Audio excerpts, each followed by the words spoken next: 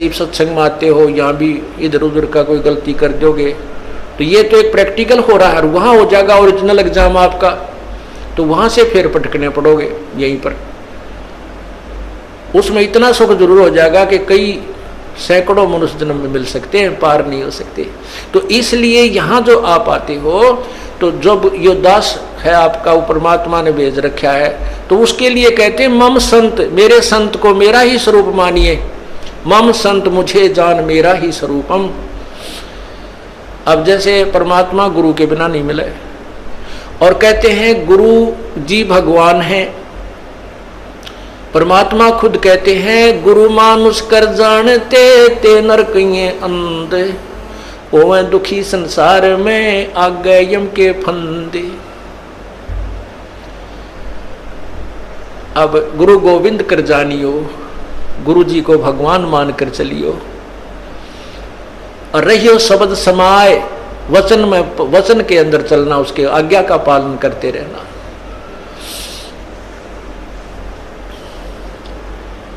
गुरु की आज्ञा आवही, गुरु की आज्ञा जाव, कह कबीर सो संत है आवागमन साए।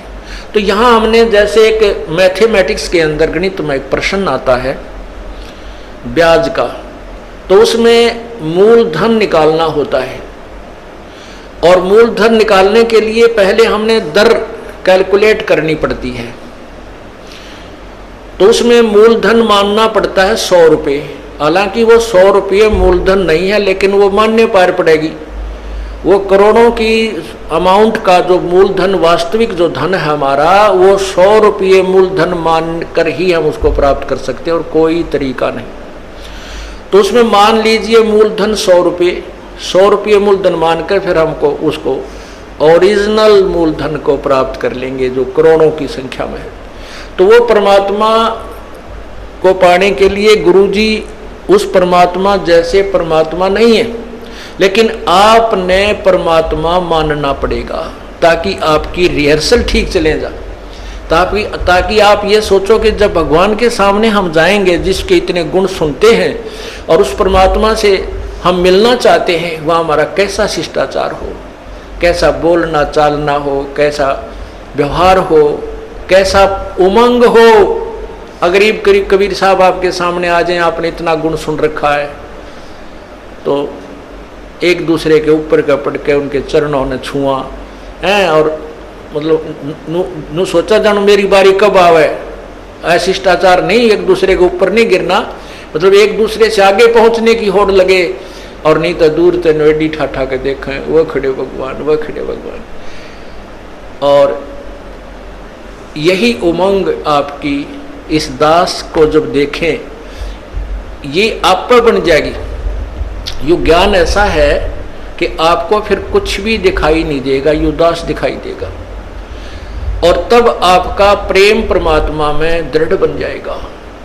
आपकी यहाँ जो भी है, ठीक है, संतान संपत्ति जो भी है वो आपको अस्थायी नजर आएगी, और हम यहाँ अपना कर्तव्य करने आए हैं, ये भी पूरा करना है। तो इस प्रकार जैसे हम माता पिता की, जैसे बच्चों की परवरिश करते हैं माता पिता बचपन से, कितने प्यारे लगते हैं छोटे छोटे बच्चे, और उनको अब आप वो भूखे रह जाते हैं, बच्चों को उत्तम आहार कराते हैं, उत्तम अच्छे कपड़े पहनाते हैं, और जब वो बड़े हो जाते हैं, ब्याह शादियाँ हो जाती हैं, तो माता पिता उनसे उतना ही प्यार चाहते हैं जितना वो बचपन में दिया करते थे। अब हम उतना प्यार उनको नहीं दे पाते, ये भी हम पाप कमा लेते हैं। बूढ़े आदमी ने कुछ नहीं चाहिए, सारे शौक खत्म हो जाते हैं उसके बुढ़ापे में, और हमारे भक्त बीड़ी शराब मांस तम्बाकू को वहीं त्याग देते हैं, तो बिल्कुल नहीं छूते, वो केवल प्यार के भूखे होते हैं। बुजुर्ग आदमी को, माता पिता को, दादा दादी को, बाहर से आते हो या सुबह उठते हो, सत्साहेब बोले, और प्यार तेनो बाहर से भी आते हो, चाहे आपका किसा मूड ऑफ है, अपने माता पिता से कहे माँ ठीक हो, पिताजी ठीक हो, उनका आड़े गदगद आत्मा हो जाती है, और पिताजी बोले छोरा मुँह चुड़ाओ करनो चल पड़े, तो उसकी दूना रोना बढ़ जाता है। तो पुण्यात्मा, हमने अपने बुजुर्गों की हृदय से सेवा करनी है, बुराइयों से बचाना है, हुक्का नहीं पिलाना उनको, शराब नहीं पिलानी, चाहे मरे चाहे जीवे, प्यार दो, अच्छा भोजन कराओ, अच्छे कपड़े पहनाओ, प्यार से रखो। तो इसी प्रकार हमने हर कर्तव्य को पूरा करते हुए हम तभी हंस बनेंगे, तभी हम संत बनेंगे, भक्त बनेंगे, जब हम हर प्राणी के प्रति उतना ही प्यार रखेंगे। और वो प्यार सबके एक से द्वेष बनाए रखें घर में, तो प्यार कैसे रहेगा? भगवान में भी ना रहे वो। तो इसलिए हमने धीरे धीरे सब में नॉर्मल प्यार बढ़ाना है और विशेष प्यार परमात्मा में रखना है। जो पति भरता पति से राती, आन पुरुष नहीं भावे, बसे पी हर में सुरत प्रीतम में, ऐसे ध्यान लगावे। जैसे लड़की अपने घर चली जाती है शादी के उपरांत, तो उसका विशेष लगाव अपने पति में हो जाता है, बहुत लगाव हो जाता है, और वो एक पल भी उसे नहीं भूल पाती है, लेकिन किसी को शो भी नहीं करती है, माता पिता को भी प्यार देती है, भाई बहन को भी, और अपना काम भी करती रहती है। लेकिन जो विशेष कसक उसके अपने पति में होती है, पति भरता स्त्री की, कहते हैं ऐसे ही हम यहाँ इस संसार में रहेंगे, अपने परिवार में, ये हमारा मायका समझो, और हमने ससुराल चलना है अपने पति परमात्मा कबीर परमेश्वर को ऐसे पल पल में याद रखना है। जो पति भरता पति से राती, आन पुरुष नहीं भावे, बस पी हर में सुरत प्रीतम में, नो कोई ध्यान लगावे। वो क्योंकि यहाँ हम खेचातानी नहीं रखेंगे, यहाँ भी प्यार, इनके लेवल का प्यार, यहाँ भाई के लेवल का, बाण के लेवल का, जेठ के लेवल का, जेठानी के लेवल का, ये भी इनको श्रद्धा सत्कार देना है। लेकिन विशेष कसक अपने परमात्मा में रहनी चाहिए, वो विशेष प्यार वो हमें आगे ले चलेगा। और यहाँ हम आपस में लड़ाई झगड़ा रखेंगे तो भी भगवान को पसंद नहीं। जैसे एक लड़की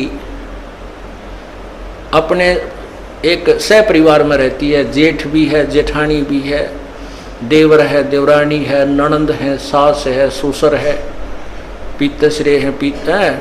तो इस तरह हम फिर वो लड़की इतनी शिष्टाचार में रहनी चाहिए। अपने पति से तो प्यार है ही है, वो तो बिल्कुल उसमें को नो डाउट, क्योंकि उसका और उसका आजीवन का संबंध है।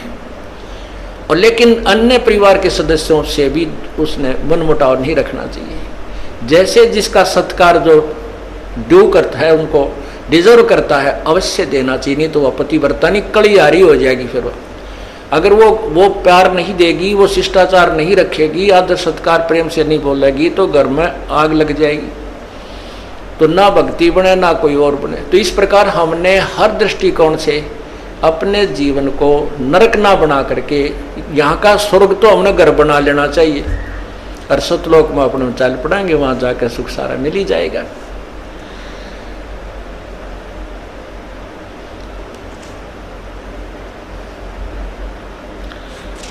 इस प्रकार हमने अपने इस जीवन को सुचारू करना है और परमात्मा प्राप्ति करनी है। सत्संग में आने से बहुत लाभ बताया है। कहते हैं संत मिलन को जाइयो, दिन में कई बार, आसौज के मेह जो ये घना करें उपकार। आसौज का मीह पहले सिंचाई नहरों से नहीं थी, ना कोई ट्यूबवेल्स थे, परमात्मा पर आश्रित होते थे। तो उसमें आसौज में जो मीह बरसता था, वर्षा होती थी, वो पहले वाली फसल को जो ईबो रखें बाजरे ज्वार ज्यादा बोया करते थे, उसको तो परिपक्व करती थी, और नेक्स्ट क्योंकि चने ज्यादा बोते थे, और उसके लिए कहते हैं आगे की सिंचाई का भी काम कर जाती थी।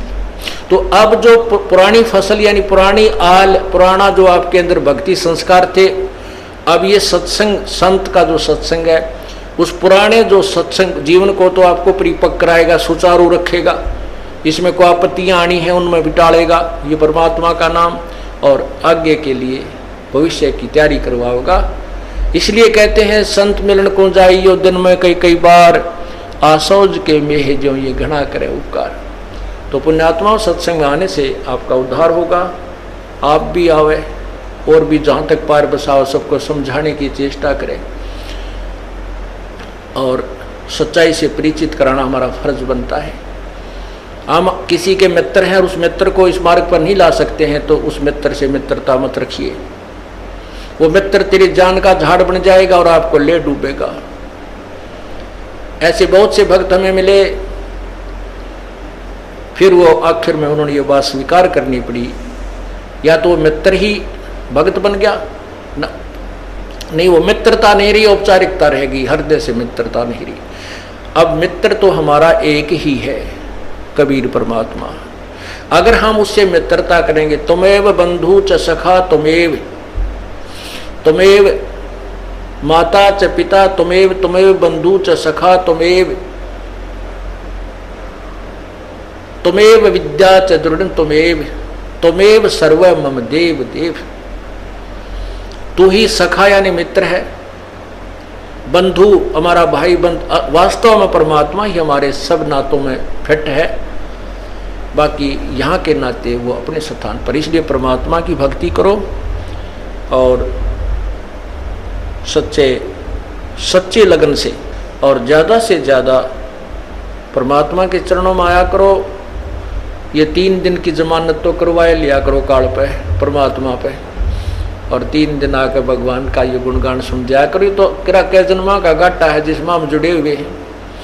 अर्ज करा करो भगवान हमें समय दे, हम जा सकें अपने परमात्मा की महिमा सुनने के लिए। रोया करो कभी उनके चरणों में पड़ के वहीं पर, तो वो जमानत लेगा तभी आन देंगे आपको, ना काल नहीं छोड़ा ही। तो अब इसका टेम जोड़ रहा है, फिर तेली का बैल बना देगा, गधा बना देगा, फिर वहाँ नहीं छूटना।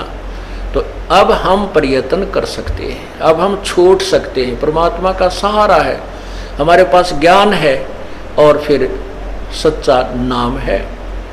आप पूरा प्रयत्न करें। बोलो सतगुरुदेव की जय।